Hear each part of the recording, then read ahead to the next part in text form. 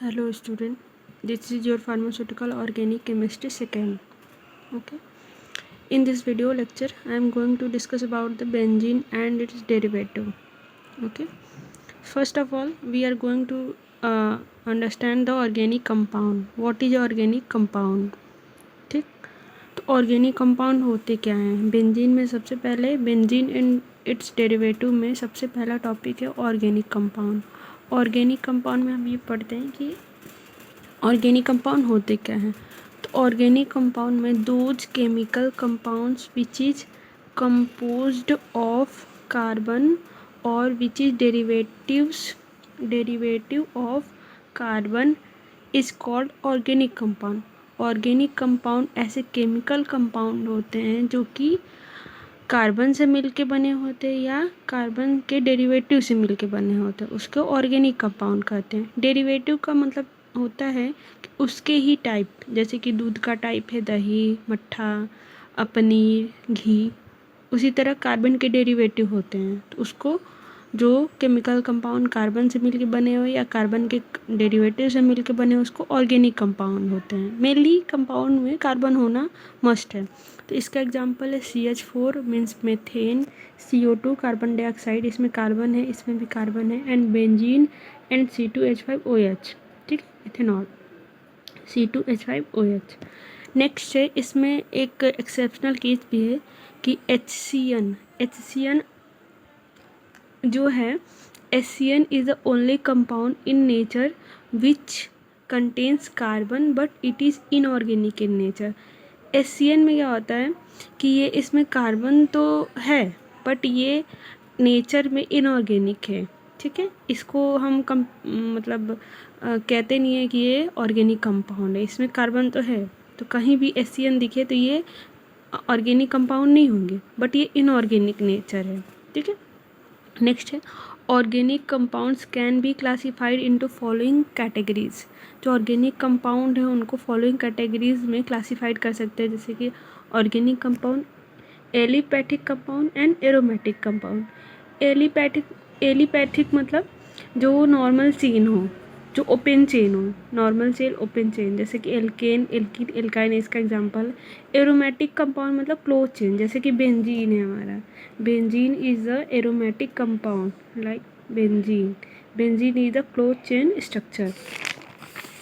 Next है aromatic. What is aromatic compound? Aromatic compound क्या होते हैं? तो aromatic compound are those organic compound which follow the Huckel's rule of aromaticity.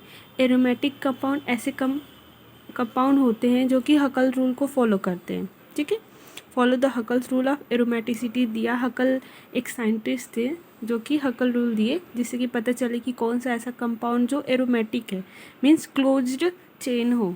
तो इनके अकॉर्डिंग जो एरोमेटिक कंपाउंड है वो हकल रूल को ऐसे कंपाउंड फॉलो करते हैं जो कि कंपाउंड शुड बी साइक्लिक. जो कंपाउंड होगा वो साइक्लिक होना चाहिए. साइक्लिक मीन्स ऐसा. ओके.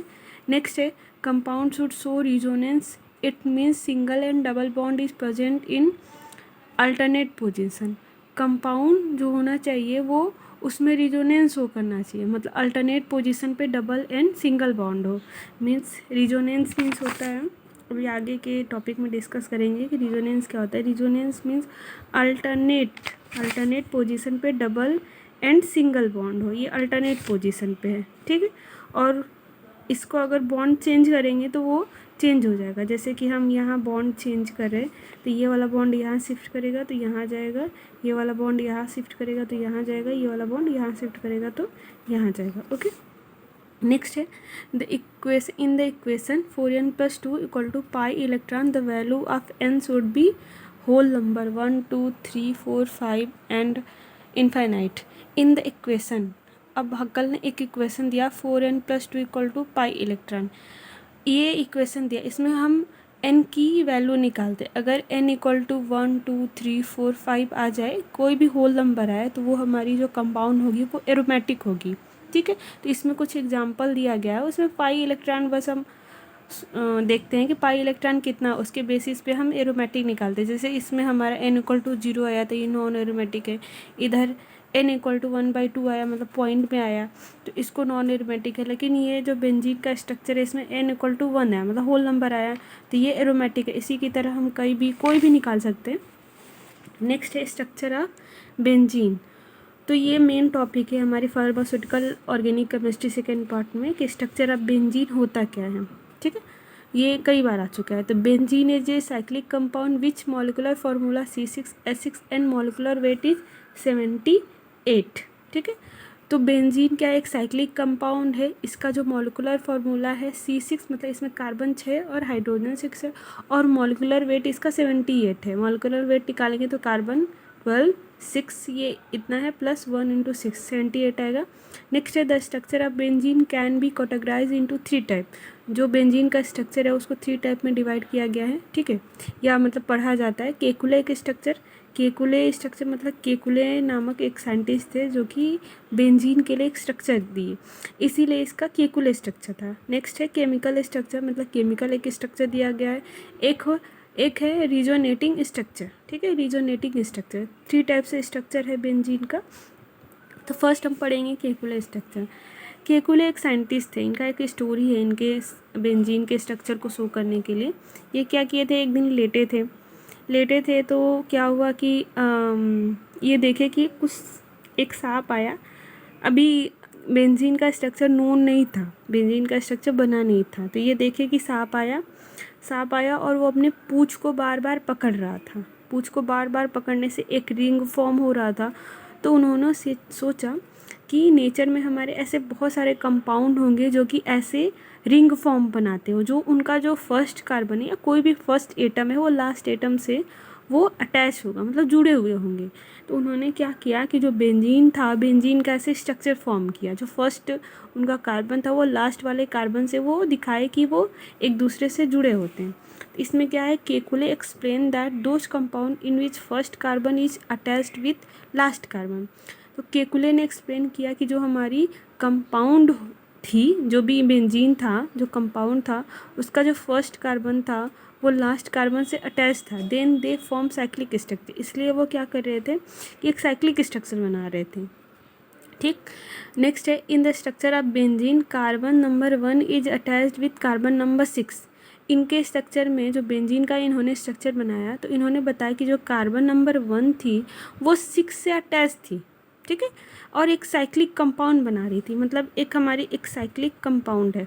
ठीक, साइक्लिक कंपाउंड है तो इसका जो फर्स्ट कार्बन है वो लास्ट कार्बन जो भी लास्ट होगा, मतलब इसमें जो बेंजीन है उसमें 6 ही कार्बन है, तो कार्बन 6 थी, तो वो एक दूसरे से अटैच होके एक साइक्लिक रिंग बना रही थी।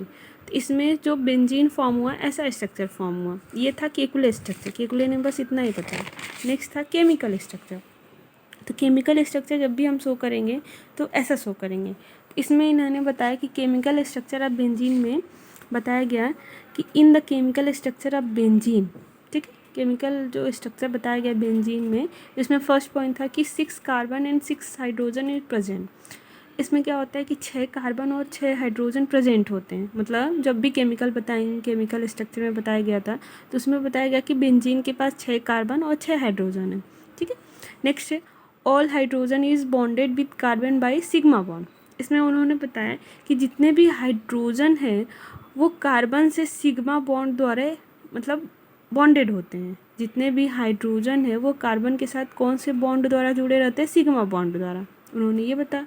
नेक्स्ट है कि in benzene between carbon carbon sigma bond pi bond are attached in alternate position. तो इन्होंने बताया कि जो बेंजीन है, बेंजीन में जो कार्बन कार्बन के बीच बॉन्ड है उसमें सिग्मा बॉन्ड और पाई बॉन्ड अल्टरनेट पोजीशन पे है। जैसे कि हम ये स्ट्रक्चर देखें तो हमारी कार्बन हाइड्रोजन एक केमिकल स्ट्रक्चर बनाए हम बेंजीन का, तो ये 2 3 4 5 6, ये 1 2 3 4, ये 5, ये 6 कार्बन है। ये हाइड्रोजन से अटैच था, ये हाइड्रोजन से अटैच था।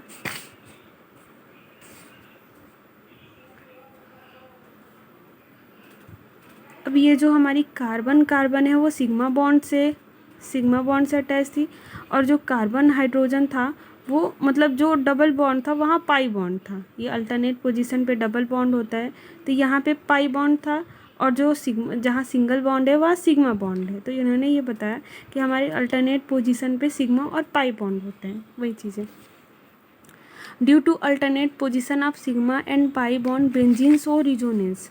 अल्टरनेट पोजीशन होने के कारण जो अल्टरनेट पोजीशन पे सिग्मा एंड पाई बॉन्ड है, इसलिए बेंजीन हमारा रिजोनेंस शो करता है। रिजोनेंस का मतलब जब हम एक स्ट्रक्चर ऐसा देखें, जब बेंजीन का एक स्ट्रक्चर है ऐसा है, तो जब हम बेंजीन के स्ट्रक्चर में अल्टरनेट पोजीशन पे जब हमारा डबल बॉन्ड है, तो ये क्या करता है, इसको ऐसा समझ सकते हैं जैसे कि हमारा फ़ैन है, फ़ैन में जितने उसमें जो उसकी जो पत्तियाँ लगी हैं, पत्तियाँ ऐसे हम सिंपल देखें बिना रोटेट किए हुए, जब फ़ैन हम इस मतलब ऑन नहीं है तो वो एक जगह स्टेबल है, वो ऐसे दिख रहा है कि 3 पत्तियाँ हैं, लेकिन जब वो घूमने लगे तो वो स्टेबल नहीं है, वो घूमने लगे तो पता नहीं चलेगा कि उसमें कितनी पत्तियाँ। इसी तरह बेंजीन है, बेंजीन का जो पाई बॉन्ड है वो हमेशा चेंज करता रहता है, हमेशा अपना जो डबल बॉन्ड है वो चेंज करता रहता है।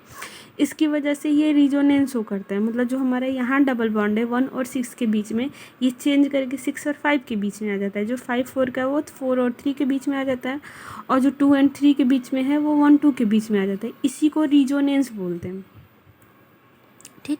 In the structure of benzene 3 different bond length is present. अब बेंजीन का जो स्ट्रक्चर देखें, इसमें 3 डिफरेंट बॉन्ड लेंथ प्रेजेंट होते हैं। इसमें क्या है, जो कार्बन और हाइड्रोजन के बीच जो बॉन्ड लेंथ है, मीन्स यहाँ जो कार्बन एंड हाइड्रोजन है, सॉरी, जो कार्बन एंड हाइड्रोजन है उनके बीच जो बॉन्ड लेंथ है वो 1.54 है, और जो कार्बन कार्बन सिंगल बॉन्ड के बीच में जो बॉन्ड लेंथ है 1.40 एंगस्ट्रॉम है, और जो कार्बन कार्बन डबल बॉन्ड के बीच जो बॉन्ड लेंथ है ये 1.34 एंगस्ट्रॉम है। ठीक। जो कार्बन हाइड्रोजन के बीच में जो बॉन्ड लेंथ है वो 1.54 एंगस्ट्रॉम है। जो कार्बन कार्बन सिंगल के बीच में बॉन्ड के बीच में जो बॉन्ड लेंथ है 1.40 एंगस्ट्रॉम है, एंड जो कार्बन कार्बन डबल बॉन्ड के बीच में जो पाई बॉन्ड है, सॉरी, जो बॉन्ड लेंथ है वो 1.34 एंगस्ट्रॉम है। नेक्स्ट है रिजोनेटिंग स्ट्रक्चर। जो स्ट्रक्चर ऑफ बेंजीन में जो 3 टाइप ऑफ स्ट्रक्चर पढ़े हम, Kekule structure, chemical structure, and next is resonating structure.